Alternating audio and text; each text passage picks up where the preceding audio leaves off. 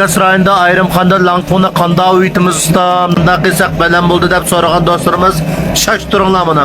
500 gram suda 300 gram langqunni moshdan suyuldirib olgandan keyin mana qozonga 3 kilo su quyib, azroq may quyib, 4 qo'shiq tuz, 1 qo'shiq achchiq suv, 1 qo'shiq shakar silib mana qozonni qaynash holatiga kelib olamiz. Mana langqunninki unisini bosh holatda suyuldirib olamiz. Ko'rsanglar bo'ldi buni. Yeterlik o'lchamlarni o'chqashkar devatdim. Qaynash holatiga kelganda o'tni azroq etib turib mana qozonga qo'yamiz.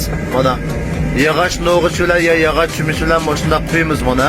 Qo'yib mana qo'chib tekshi aralashtirib olgandan keyin qozonga o'tni bekrab echib 10 minutdan 13 minut atrofida qo'chib aralashtirib tayyor qilib olsak ajoyib o'xshagan langqun tayyor bo'ldi. Mana lag'ir titraydigan langqun shu. Davamlı töttür boyunca muntazam sistemli holatda hunarkasb o'rgatyapmiz. Rang bez turi, jamaji turi, achchiq turi, qovji turi.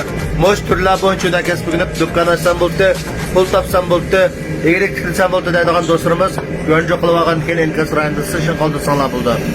Aloqalash uchun rahmat chaqsam men shu telefon undidor o'rtoq nomer 186 99 81 55 00.